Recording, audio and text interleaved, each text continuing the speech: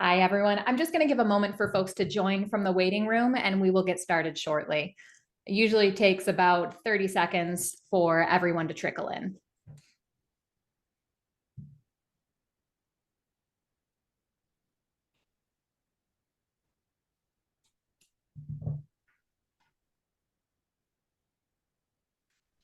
And just another moment, and then we will get going here.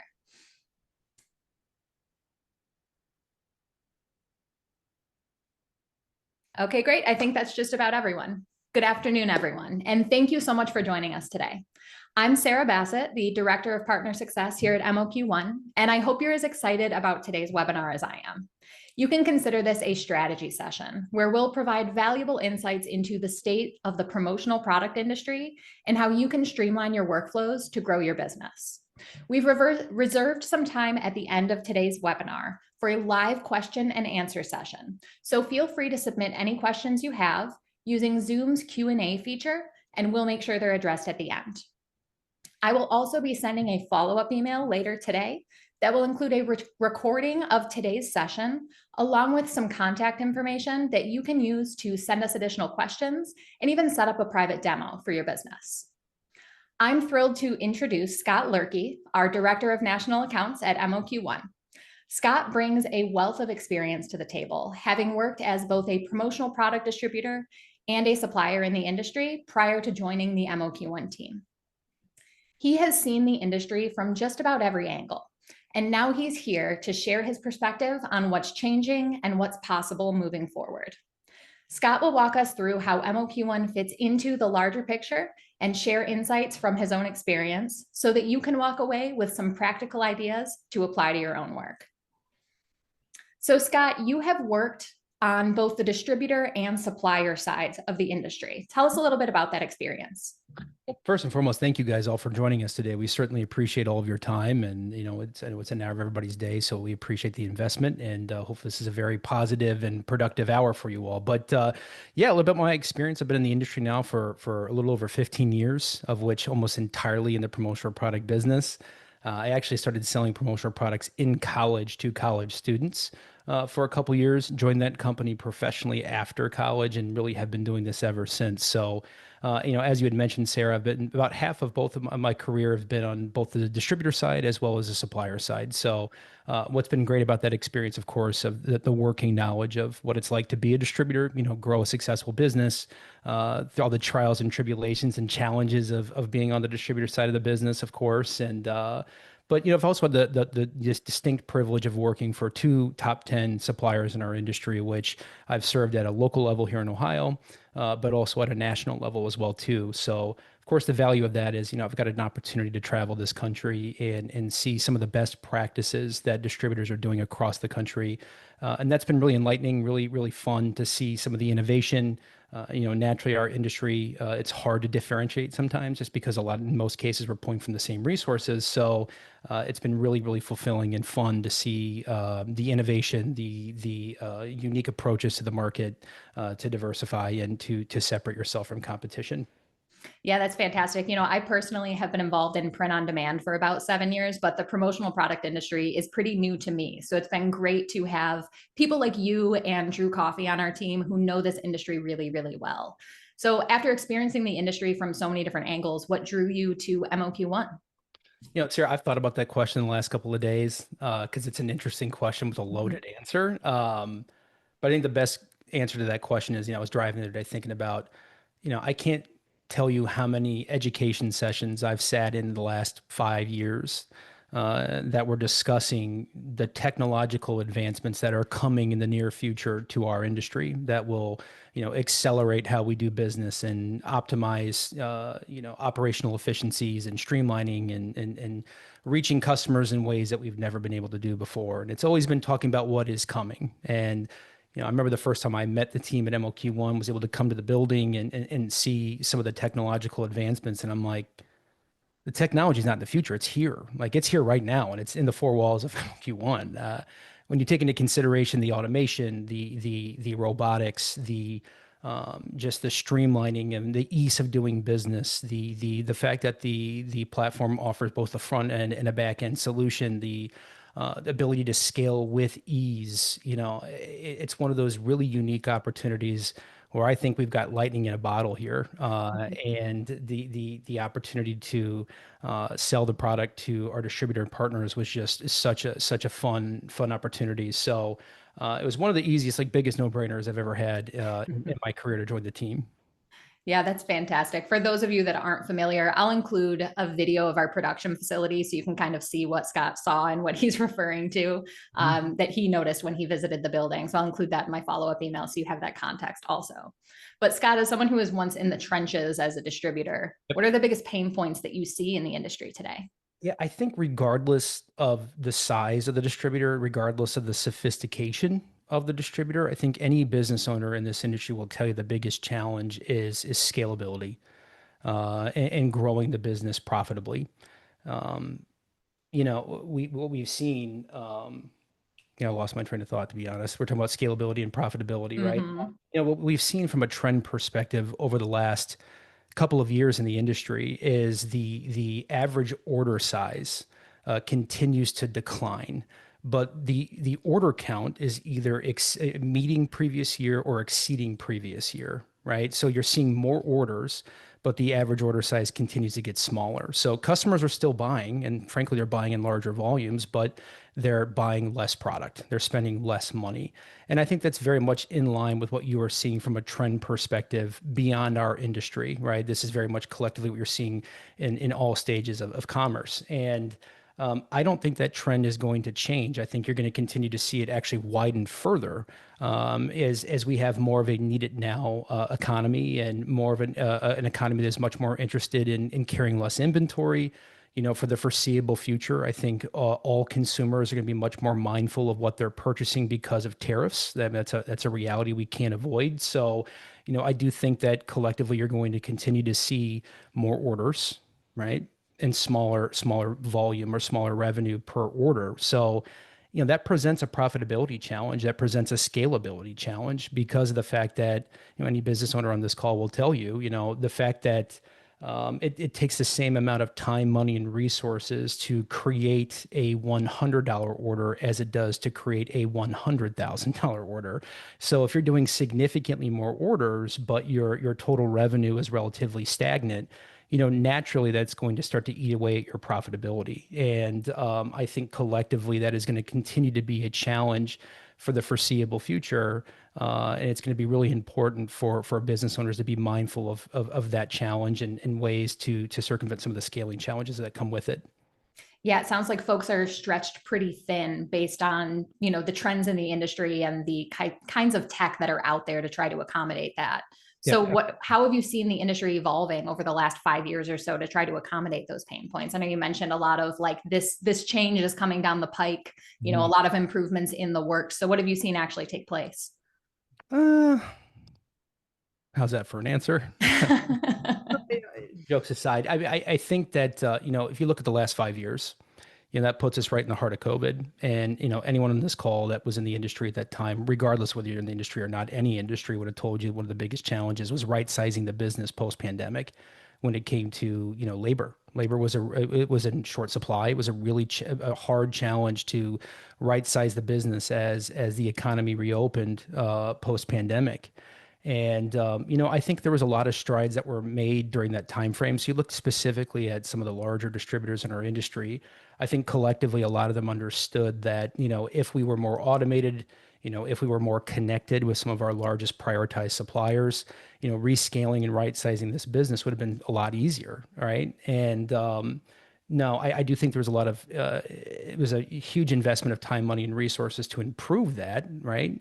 But the success of that endeavor had, I think, varying degrees. And reason for that is priorities shift. Naturally, when labor was the biggest pain point, the solution to that would have been more automation. But the economy reopened, orders started coming back in. We had some record years post pandemic as an industry, so naturally your priorities are going to shift. And I think that maybe this initiative probably got put to the back burner to a degree, which is somewhat unfortunate. On top of that, too, we also have plenty of third-party service providers that have really emphasized and invested in connectivity, in automation. But the adaptation of that is continued to be okay at best, right? So while we have made strides, I don't think anybody in our industry, from an industry leader perspective, would disagree that we're still behind. We're still very much behind when it comes to automation, and when it comes to scale, especially when you take into consideration the trends that we are seeing from purchasing behaviors, right? Again, smaller orders, but more of them.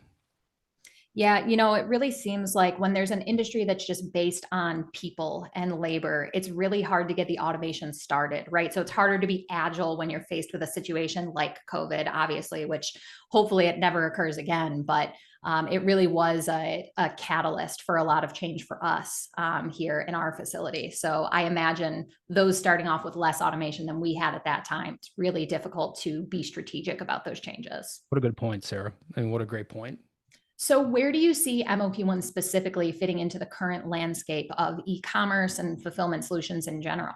You know, it's such a good question because the answer to me is very, very simple. I think every end user is eligible for the MOQ1 platform.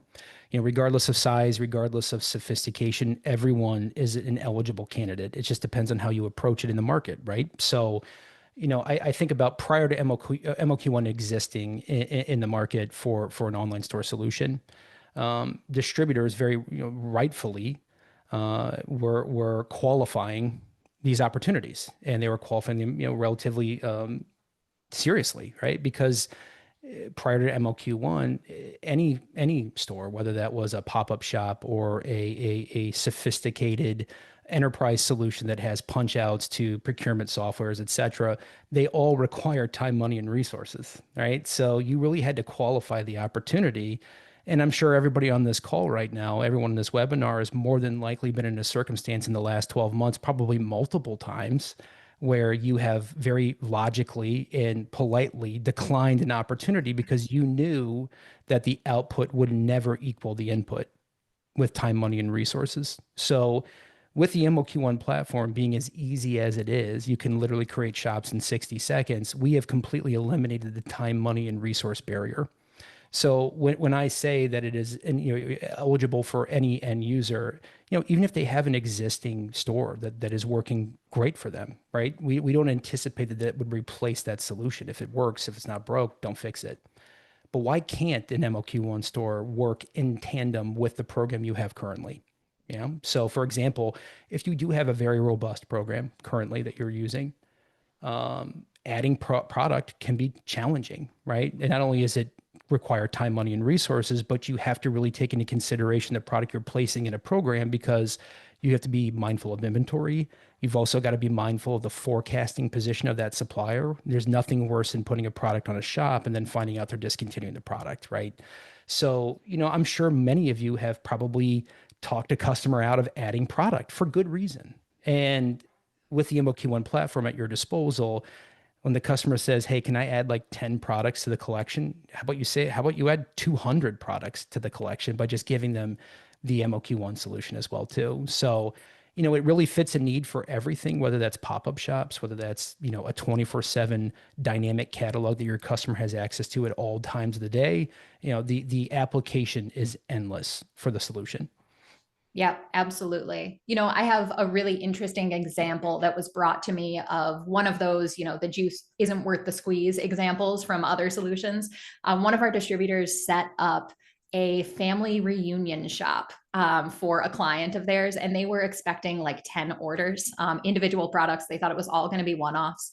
They sold thousands of dollars worth of product through that shop. I was shocked when you see a $2,000 order roll in and you trace the shop back and it's a family reunion shop. That was a really surprising one for us internally and really showed us the breadth of these use cases. Sarah, just yesterday, somebody asked me, like, what do you recommend when it comes to the amount of product that you put on a shop? And, I've had multiple conversations with a couple of our colleagues internally about this very conversation. And, the collective feedback to that is there's really never enough because the end user at this point has never really had this kind of solution with this amount of product. So my collective feedback there is typically just don't limit yourself because you don't know what they're going to purchase, right? It Exactly. will surprise you when you give the customer options, how much more that they will buy. Yes, absolutely. Another use case that I've encountered is folks that are setting up employee shops, right? Like the traditional model is each employee gets two T-shirts that are branded to the company, right? But when we shift people to this online solution for this with a fully populated shop, we see people buy those two T-shirts, but then taking out their own credit card to purchase hoodies and bags and drinkware and whatever you would not ever have been covering as an organization for your employees. They want to expand their collection beyond what they were traditionally offered. Yeah. So can you share some other examples of distributors or decorators who are using MOQ1 today and kind of how they're incorporating that? Yeah, for sure. And before I even do that, to go back to the example you had just said, in most cases, and my experience as a distributor, the product offering typically with the uniforms is limited for no other reason than inventory positions, right? And just Mm. like, hey, that product's going to have inventory. We don't want to mess with cross purchasing from different suppliers. Let's make it very simple. Otherwise, this can become a nightmare really quickly. But I mean, just great example there of like how when you have the option, and in this case with MOQ1, the product's sitting in our facility, there's no Mhm. inventory concerns, you're off to the races, which is a pretty cool solution. So, what I've seen thus far when it comes to how the solution is being applied, I typically see a lot of our distributor partners going after that low hanging fruit, which is logical, right? And in most cases, it's going to be the easiest application would be either spiritware for a local school, local community, but also they're revisiting all of those opportunities that they have politely declined over the past couple of years because they now have a solution that can fit their model. In most cases, when you're declining something, they're not meeting minimums or they're not meeting the monetary commitment that would be needed to do an online store. And now that's no longer a barrier. So they're going after that low hanging fruit that they know there's an immediate need and an immediate demand for. And that's how they're kind of cutting their teeth and learning how to use the solution. But, so that's where I think you see a lot of that. Fundraising is a real easy one. I mean, we've had some incredible six-figure return fundraising solutions through this platform. So that seems to be a huge winner. That seems to be the logical starting point. But don't limit to that. I mean, the amount of small businesses in the United States that is really being serviced by the .coms of our industry. I mean, the low-hanging fruit there is it's just through the roof. It doesn't matter how big of a town you live in. There's plenty of small businesses that would love nothing more than to have access to something just like this. Yeah, that's fantastic. I've also seen a few decorators specifically who are kind of scaling up their minimum order quantities that they handle in-house and offloading those lower minimums that they previously were offering to the MOQ1 system, No, mostly to free up their time for the more profitable orders, right? gosh, and if you're a decorator on this call too, like, I mean, I think you think about the ability now to access hard goods in ways that may Yeah. have been cumbersome or may have been some barriers in the past. The turnkey solution to getting hard goods now has never been easier, right? So Mhm. when it comes to expanding or diversifying your product offering, and I think you bring up a great point, Sarah, about the amount of decorators that are understanding the cost of running a job and taking that off their plate and focusing more on more profitable business for their workflow. It just makes a ton of sense. Yep, absolutely. One other that I would not forgive myself if I didn't mention is just the ability to use it for express wholesale, right? Right now, especially this time of year, most of the responses that I'm getting to emails are it takes us 2 to 4 weeks to process an order. If your order is required within that time frame, we're not going to be able to handle it, right? So this really gives people an option, like you said, to say yes to those orders they were turning down before. So Totally. yeah. So from what I've seen in general, the distributors and decorators who've had the most success with the platform so far are those who are embracing it fully, right? Rather than using it for specific clients and specific use cases. Yes. What do you think are holding some distributors back from fully adopting a streamlined solution like MOQ1? Yeah, Sarah, if anyone's on this call that's met with me on a one-on-one basis or a different webinar, you've probably heard me say this. But I tell people if you've sat through a webinar or you've learned more about the program and the first thing that comes to your head is the next opportunity I get for an online store, I'm going to use MOQ1, then I've failed. All right. We believe that this should be a proactive solution, an everyday tool of your business to help you grow incremental revenue. But the reality is like, look, I did the job. I get this, that the minutia of the job is challenging, right? We wear a lot of hats on the distributor side of the business. And I think to no one's fault, we find ourselves sometimes in circumstances where we become order managers and not business developers. And that usually comes with success, right? You typically hit a point where without additional help, you're not going to be able to grow the business any further just because there's not enough time in the day. I think it's also fair to say too that it is a radically different solution, and sometimes adapting to different solutions takes time, and I understand all those things. But to your point, those that see the value, and those that recognize quickly that I've eliminated time, money, and resources from the equation, they're having incredible success with the platform. I think that the one thing I would challenge everyone on this call today is we all recognize and we believe that you know your customer better than anyone else. And I bet in most cases, you know the graphic standards of your customer better than they do. In most circumstances, you are valuable with what you do. You are a consultative, strategic salesperson. There's no replacing you in this business, right? That's always going to be there. But now this gives you an opportunity to add value to what you do and who you are, right? I tell people this all the time. Everyone that's entering the workforce right now, whether that's from high school or college, every single one of them in the United States has had access to the World Wide Web at high speeds since the day that they were born, right? So if you take that into consideration, people want to buy online, and it's not because they don't like you. They want to buy at midnight and they don't want to talk to people. So you have this unique opportunity to continue to add value because of who you are as a salesperson, but you can also accommodate the individual that's looking to purchase online.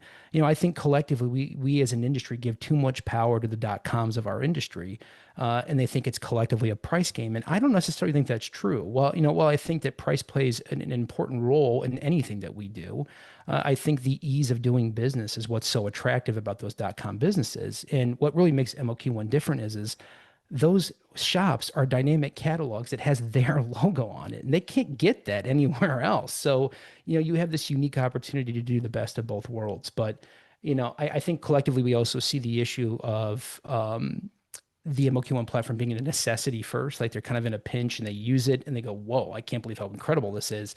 And then they're off to the races. What we want to do is try to avoid this becoming a necessity and then a jump. We want people to dive in right away, but we get it. It's tough. It's tough. There's a lot of moving parts. There's a lot of hats you got to wear in this business. But from a time commitment, we're asking for very little to get things rolling very quickly. Yeah, we have a variety of people in the audience today, from people who've had MOQ1 accounts for a long time and haven't used them very much, people who are using them very thoroughly with all of their clients, and people who don't even have MOQ1 accounts yet. So for people that are just considering MOQ1, but not really sure how to work it into their workflow, whether they have an account already or don't, what advice do you generally give to help them make the transition a little more smoothly? Sarah, I'm going to be careful how I say this because I want to make it very clear about what my advice here is start small, but don't wait, right? So if you want to start with maybe one singular salesperson, maybe test this with a couple of end users that you're very friendly with that are willing to give it a shot. Or maybe you're specifically going after cold accounts or, customers you're not doing business with currently. Maybe start small so you can just get an understanding of the workflow, making sure you understand how to reconcile commissions as they come in. But don't wait. Like, don't let this be, 3 months from now and you've got two shops on the platform.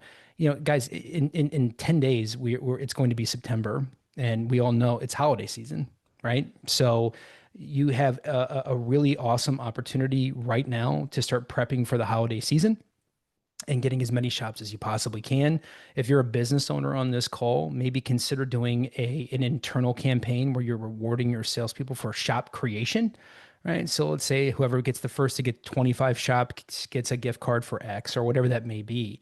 But right now is a prime opportunity to take advantage of the platform, especially when you take into consideration our lead times, right? A lot of suppliers in our industry will tell you if we don't get a PO by December 1st, you can forget about it, right? Not all, but some would tell you that. We have, considering our lead times, you've got so much more flexibility than you would ever have in the traditional model. So start small, get your feet wet, but then hit the ground running. Don't wait, right? The last thing we want to do is have this conversation by November and you're just getting started. Yeah, there are a few things that come to mind. in your answer. So first of all, I received a promotional email from another company outside of MOQ1 that was prompting people to put in their holiday orders, and it was mid-August, right? And Right. that's so different from what I experience here. For people that aren't familiar, our lead times right now are a little less than 2 calendar days for orders of all sizes. That's an average facility wide for all product types, all products or order sizes, right? So it's really kind of unheard of. And that's why we talk about an express solution. Yep. But another thing that I wanted to talk to you about. So you mentioned something to me in the past about the road to $100,000 in Mhm. additional revenue through MOQ1. Can you explain that to the audience a little bit and what that idea is based on? Yeah, 100%. So, but to preface, for those of you thinking in the audience, I already mentioned this. Like we believe you, and I completely agree with you that you know your customer best, right? But the end user does not know what they do not know, and up until this point, a solution like this was not as accessible and scalable to like MOQ1 is. So. My challenge to everybody is make as many shops as you possibly can. This is a game of scale, and we eliminate time, money, and resources as a barrier. So cold accounts, warm accounts, doesn't matter who it is, regardless of size and sophistication. From a time perspective, it takes, let's say, on average, 5 minutes to create a shop. You can make one in 60 seconds, right? If you want to make them more sophisticated, it's going to take more time, but let's say safely, about a 5 minute commitment. And then let's say also on average, it takes about 10 minutes to educate and sell the solution to your end user on average. Some will be easier than others. So you're really looking at a 15-minute commitment per shop to create a shop and really sell and execute that shop. So like, let's say, for example, you dedicated a half hour of every week to the MOQ1 platform. That's very manageable. I think it's something very doable. If that's the case, you're doing 2 a week, that's 100 a year.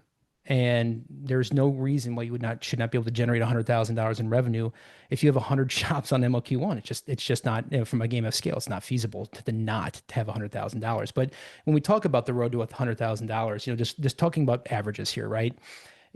On average, roughly, an average MOQ1 shop will do about $5,000 in a calendar year. Okay. So in order to get $100,000, you have to have 20 accounts that are consistently generating revenue on the platform. Well, not every customer is going to bite. So let's say 1 in 3 bite. 1 in 3 customers really start transacting. Well, that means basic math. You've got to make 60 shops.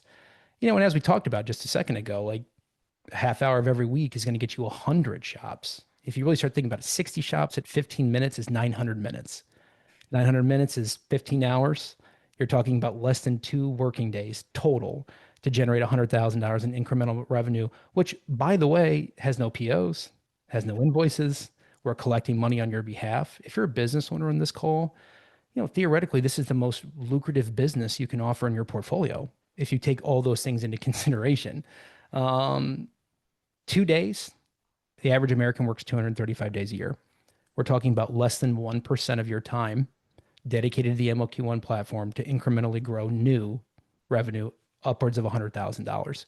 So I think that's another thing you think I'd take into consideration too. I know it may look daunting, and I think that it looks daunting based on previous history and experience, but when you take all those things into consideration, this should be a proactive, everyday solution for your business and your growth.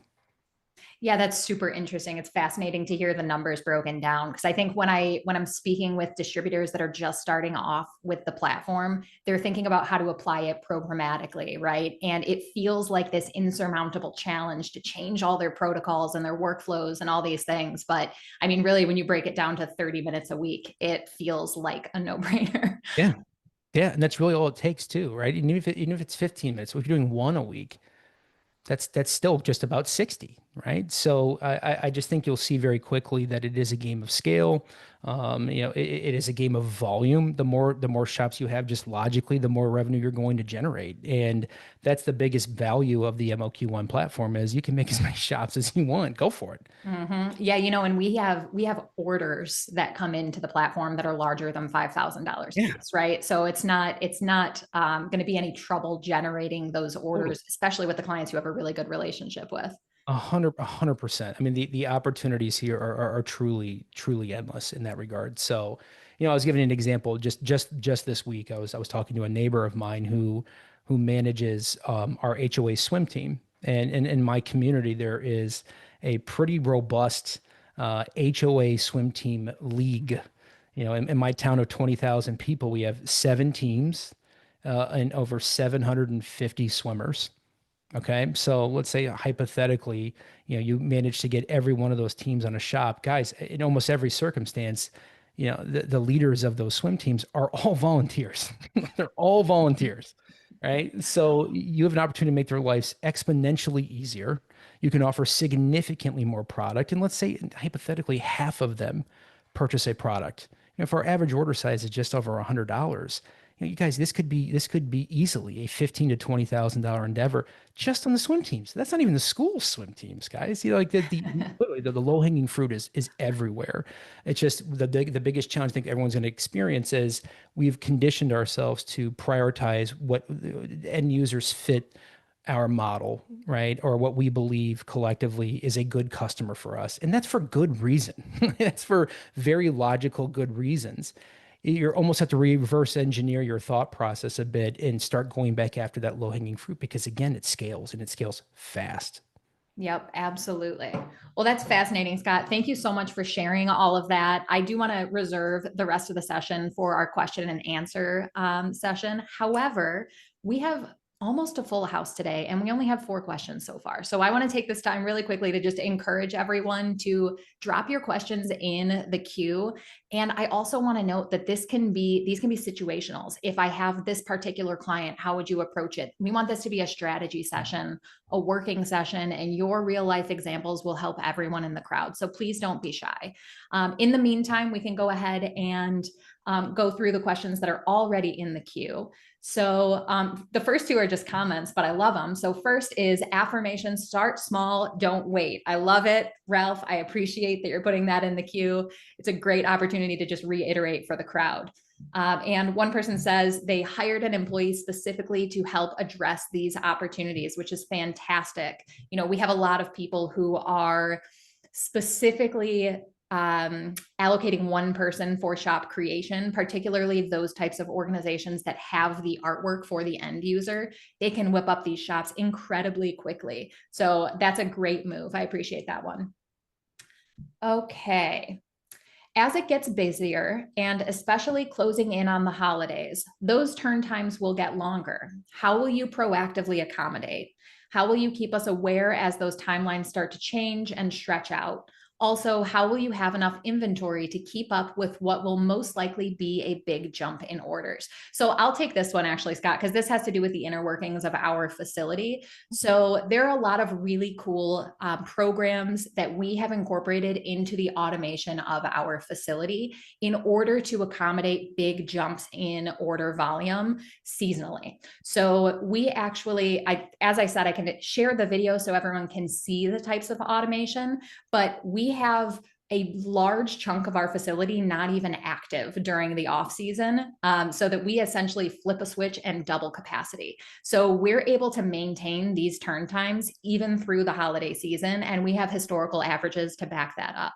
That being said, Ralph, I believe that you were part of the platform early on when we were sharing this information more proactively, but we will be doing so moving forward as well. But we will share our average production times, not only facility wide, but broken down by product type so that you can keep track of those averages and watch trend lines in a chart to see if order turnaround times are starting to increase with the seasonality. Again, though, last year and the year previous, we were still averaging below 2 calendar days in our turn times, even at the height of the busiest season of the year. We're talking first week of December with folks that are expecting their orders by Christmas.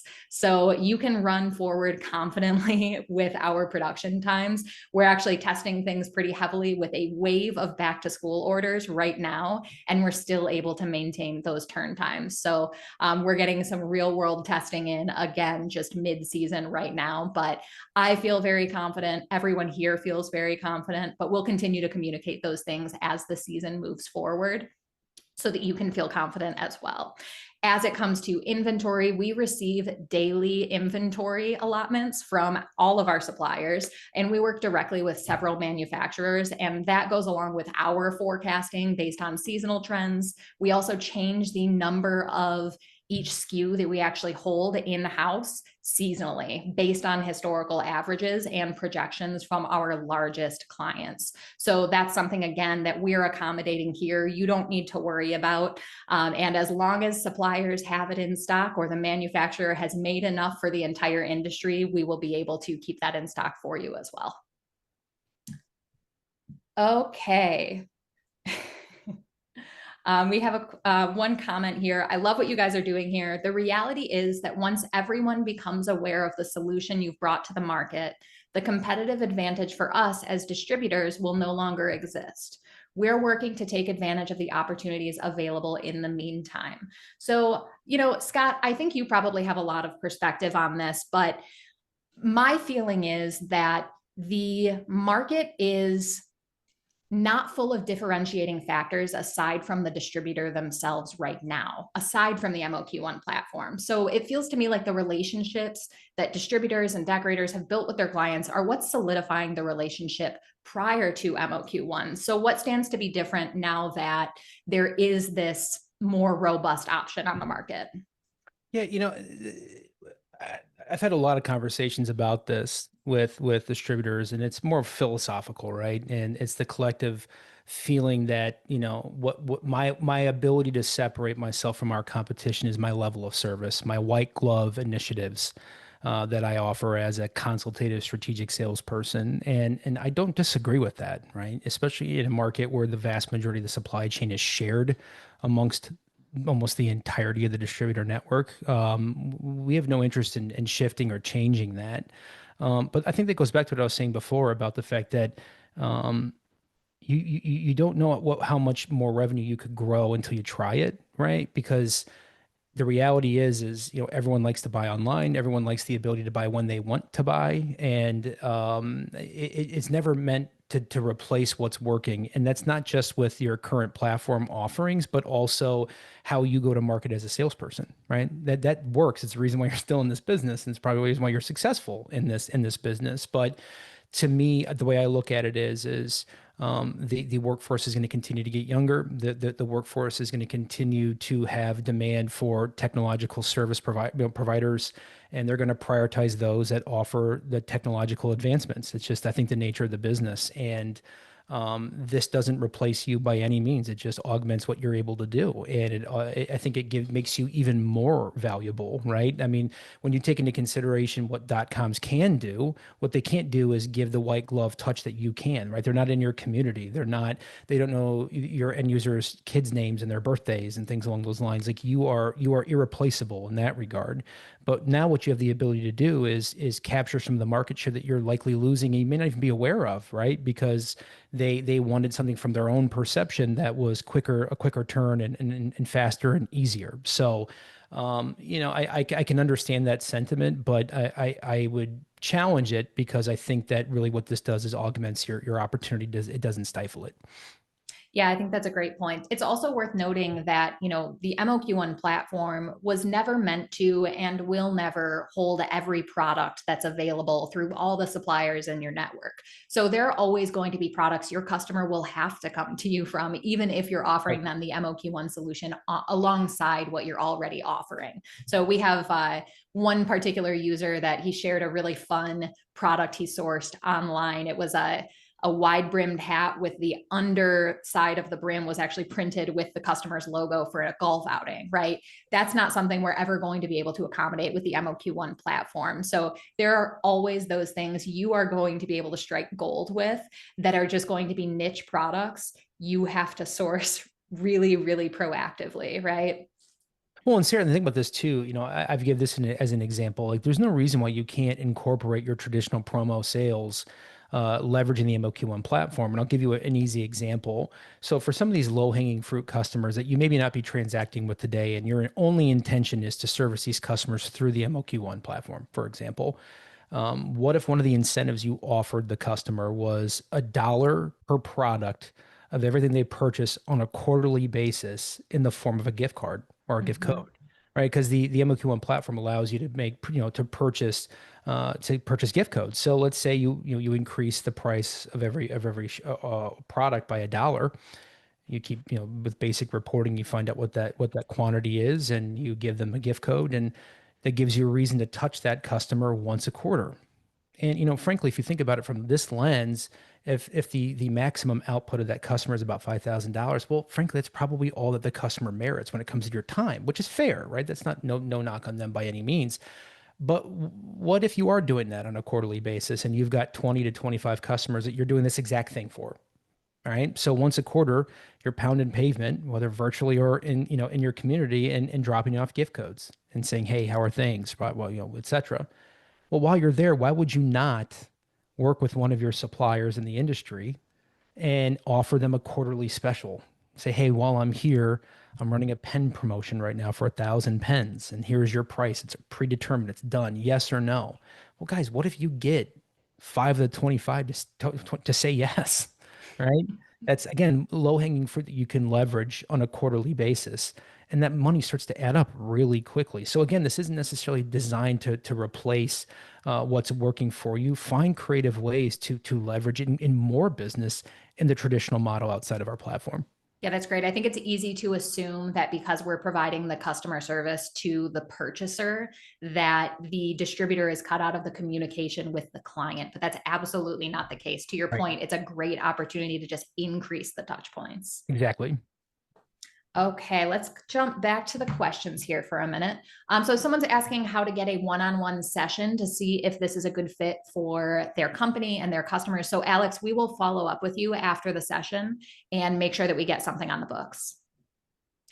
Does your system integrate well with other service provider programs? How does your program differ from OMG, for instance? So Scott, I'm going to let you take the second half of that question about how MOQ1's program differs from OMG because you're a little bit more familiar. However, with system integration, so we're working on a lot of things in the background to allow our system to seamlessly integrate with some other platforms. However, we also offer robust reporting within the platform that relates to the sales in your shop, the sales in your entire company directory, how we attribute those funds to the payables that you've set up in the system. So this really provides all of the data that you may need to dump into any other systems that you're using. If there are any particular data points that we're not able to provide, just let us know and we can always work to accommodate that in the background. Yeah, and then to answer that second part of that question, I'm going to generalize beyond just the singular comparison and just the entire market, right? So any of these, what I'm going to call just order aggregators, there's a lot of great solutions out there that what I would call is a front end solution that ties into a back end solution. So traditionally, not in every circumstance, but traditionally in the market, you had a front end aggregator of information, whether that was a pop up shop or a temporary store or whatever that may be. And in most cases, that is gathering information, right? Whether that's orders, payment information, names, etc., which then you close that shop and then it's going to a second party. Now that could be through the traditional supply chain where you're ordering apparel, decorating it, ordering hard goods, having it shipped in, and then you fulfill. In almost every circumstance, again, not all, there is a front end party that is tying to a back end party. So those two systems are entirely separate. What makes us different in that regard is we are the front end and we are the back end, right? We are an enclosed ecosystem that allows for very, very simple turnkey web stores that ties directly into our back end, which is how we are able to, print and fulfill in less than 48 hours for any endeavor that you have on the platform. So I think that's probably the biggest separator between the two when you consider scale, when you consider the time and the resources it takes. Of course, our automation is beyond just our production. It's also the front end. You can literally create a shop in 60 seconds that has a robust, diverse, dynamic catalog with your customer's logo on it in 60 seconds or less. And in most cases, it's well over 200 products. So there's very few, if any, solutions in the market that you can do that with. And then the fact that it ties directly into our back end system and allows to print and ship in 2 days or less. In that regard, there's not a lot of competition out there from a service perspective. Now, to be very clear, like the solutions out there, they worked, and that makes a lot of sense, especially if you want to add more product, you want to add more decoration methods. There's always going to be a home for those solutions, but if you're looking for something that's just turnkey and as quick as what we offer, there's just nothing really quite like it. Yeah, and functionality aside, I think it's important to note too that MOQ1's totally cost free, right? So there's no investment for each shop that you're setting up. So back to the use cases and grabbing the low hanging fruit, you don't have to pay several $1,000s a year for each instance of a shop, right? So there's no need to rely on that pop-up shop type model when every shop is free, when your account is free, right? Okay, let's jump back into the queue here. Can clients receive samples? So actually, this is a great way to segue into one of the coolest parts of the MOQ1 platform. So each shop comes with its own robust marketing toolkit. And one of those tools in the toolkit is actually something we call the Kickstart promotion.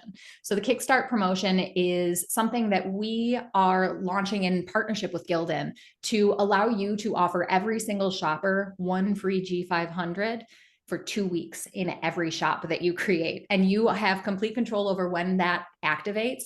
It's active for 2 weeks, and it also applies to one G500 with a single print location, and extended sizes are included. So if they get a 6XL or a size small, any print location is included in that for $0. We will reduce the purchase price of that to zero. So that's a great way for you to order samples and your client to order samples within the shops that you create for them.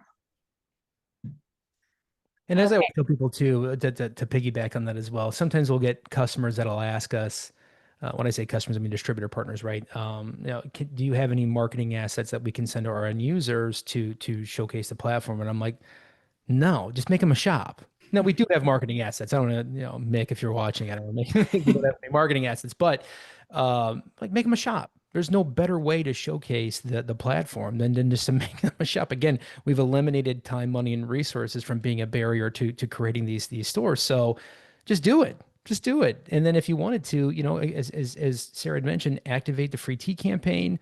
And if you really want to make it a free experience for the customer, either provide them a gift code to cover the cost of freight, or buy it yourself, right? It's a $7.50 investment to hopefully generate $5,000 in revenue of business you don't touch. So I think there's no better way to showcase from a marketing perspective than to just create a shop for the customer. Yeah, great point. We get asked about sample shops all the time. Like, do you have a test shop that I can send to my client? I'm always like, no, just upload their logo. They'll be so much more excited if they see their logo on the Trust me, products. it'll register a lot better, right? And look, I think for those of you that are still on the call and you're thinking about ways to approach this, especially for cold clients, right? For those that people you don't have an existing relationship with, what if you spend them the time, 5 minutes, create a shop, find good art, and send it to your prospect, password protected, right? Because all the shops are password protected.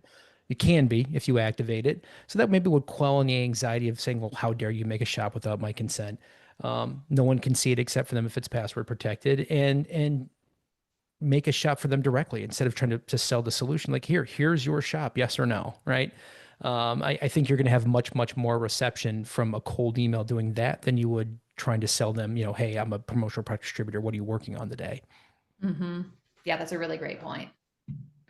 Okay, we have another question here. Our customers are usually a little bit older and are used to calling/emailing our company to get their products. How do we divert them to use these shops, even if they're a bit confused at first, beside the marketing tab? So I think one thing that you could consider is helping them through the first ordering process, right? If you're used to that in-person touch point, sitting down with your client and helping them order their first sample will really help them through the process. It's also worth noting, I think, Eric, you have an MOQ1 account, but for folks in the crowd that don't, this aligns with a traditional checkout experience, right? So they put in a credit card, they put in a shipping address, everything is as it would be on Target.com, Amazon.com, right? So it's not overly complicated, even for people who are used to a more traditional process. Sorry there. Scott, do you have anything you want to add to that at all? I think simply put, I think on top of that too, like just like anything else in the market, this isn't an end all be all solution for everybody. And this goes back to what we were saying before about this is where you become valuable as a distributor. If that's what they are looking for, then the system works as intended. But I think to Sarah's point, once you hold someone's hand through the ordering process, they realize like, wow, this is just like buying on Amazon, and they move past it pretty quickly. But that goes back to as well, like the 10-minute average commitment of time to educate, incentivize, and get people excited about the solution. That may be one of those where the average is extended a little bit longer. But that also goes back to the point of like scale, right? So, again, if you're making 60 shops with the intention of 20 actively purchasing on the platform, you're going to have some that just aren't successful for a myriad of very logical reasons, and that's okay. But again, the idea behind that is you have no limitation on the amount of shops that you can create, and you're just off to the races. Okay, so another question here. Can anyone outside of the promotional product space, for instance, a distributor or printer, sign up for MOQ1? For example, an end user finds you and wants to set up their own store. So that's a fantastic question. I want to make this incredibly clear. We decline anyone who is not part of the promotional product industry. We generally request additional information such as like an ASI or PPAI number from anyone that is not verifiably part of the promotional product industry. I'm sure there are people in the crowd actually that were initially declined when they tried to register. We can't stop your end user from trying to sign up, but what we generally do is say, if you're interested in leveraging an MOQ1 shop for your business, reach out to your local promotional products professional. We do not accept those types of accounts. We want to make sure that this is a protected space for you and gives you that competitive edge that you're looking for.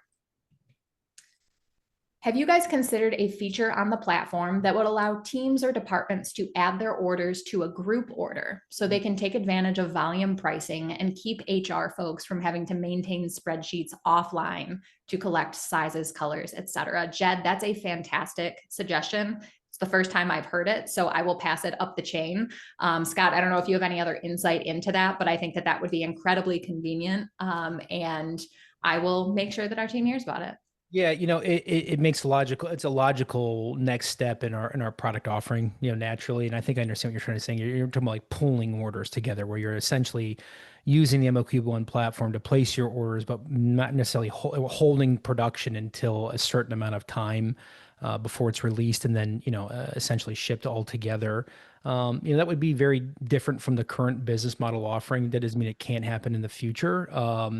What I would say for that in the immediate interim, what's great about the solution currently, especially when you're in a circumstance where you have a workforce all across the United States that you're trying to accommodate, you eliminate the need for any of the fulfillment. That is always a major challenge, especially when doing split drop shipments all over the country. When they're all ordering individually, by nature, it's naturally a drop shipment, just placed as individual orders. And typically the success rate is astronomically higher because there's significantly less bottlenecks. Now, that doesn't replace the solution that you're suggesting by any means, but there are ways currently to accommodate what you're looking for. But I think what you're getting at here is more about like, can you take advantage of the collective bulk spend while still distributing to individuals? That's a good conversation we'll have internally for sure. More to follow. Okay, so our next question here. I heard being able to customize text and banners on individual sites is on the roadmap. Is that true? / any idea when?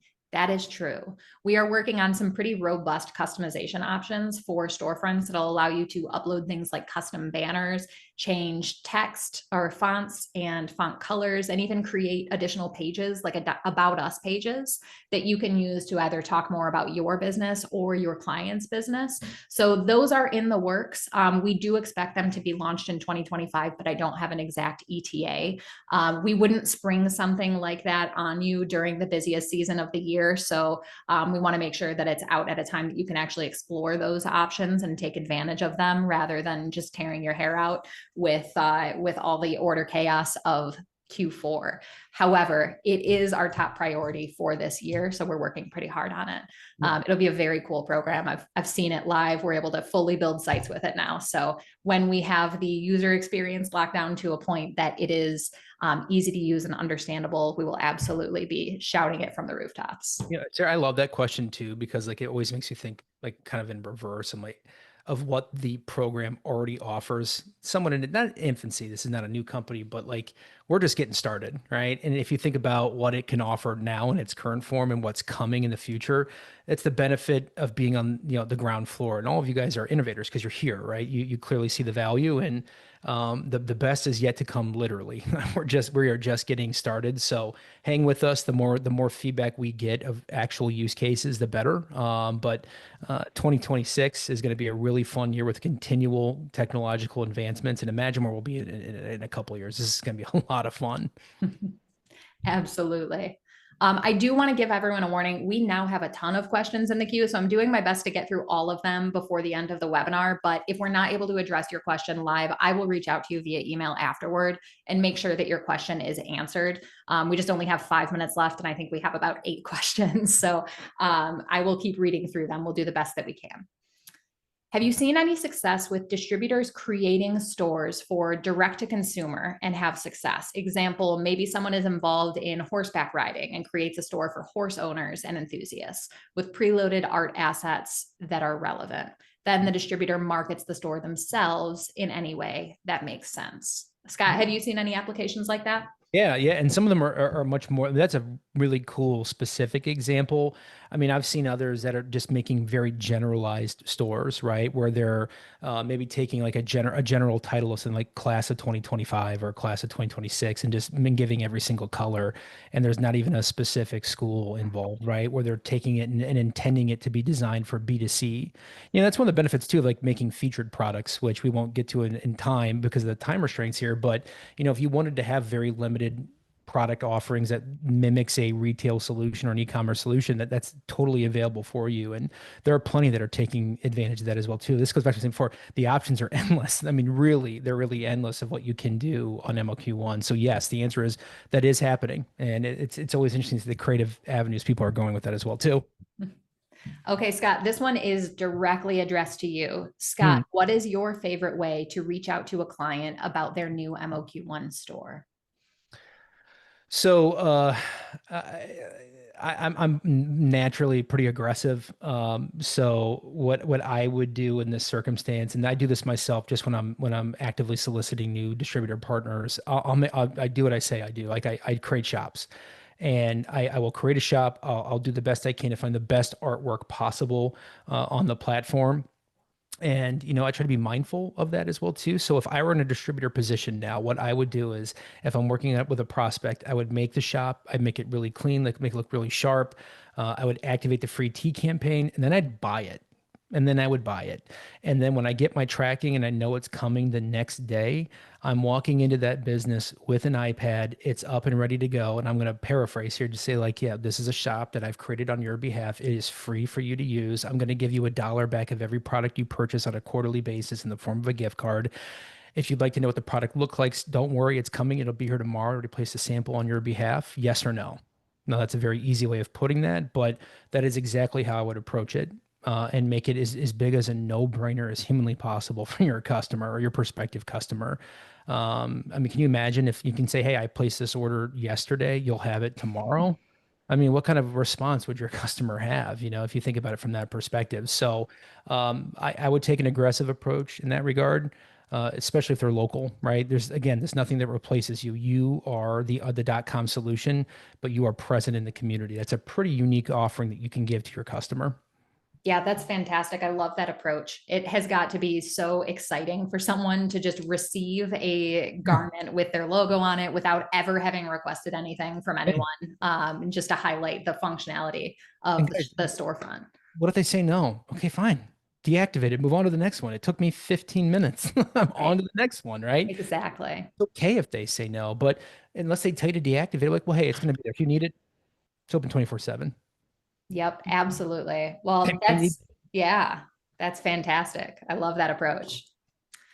Well, we have about 90 seconds left in our webinar, and I need to do a little bit of a wrap up. So I'm going to cut off the questions there. I will address the rest of them. Like I said, I do see a comment in here asking that we address any of the questions to everybody. So I'll do my best to include the answers in my follow-up email to the entire group. so that you can benefit from the questions that I have not answered as well. But I want to thank you so much, Scott, for your time. And thank you everyone so much for joining us today. It's been a really fun session. I think we've all gained some really nice insights from Scott and your approach to sales. I know, like you said, you're more on the aggressive side of sales. And I think that's a nice way to shake things up for people. Absolutely. I'm thrilled to be here, guys. Thank you. What a great crowd. I mean, I can't believe there's almost 450 people in this webinar. Thank you so very much for your time and attention, and looking forward to working with you all, and the future's bright. So, let's keep at it. Yep. And one last thing I want to mention before our time runs out here, I will include some follow-up information and contact information in my follow-up email, including Scott and myself on LinkedIn. So please add us, and we will continue the conversation at a later time. Have a great afternoon, everyone. Thanks so much for joining us. Thank you, everybody.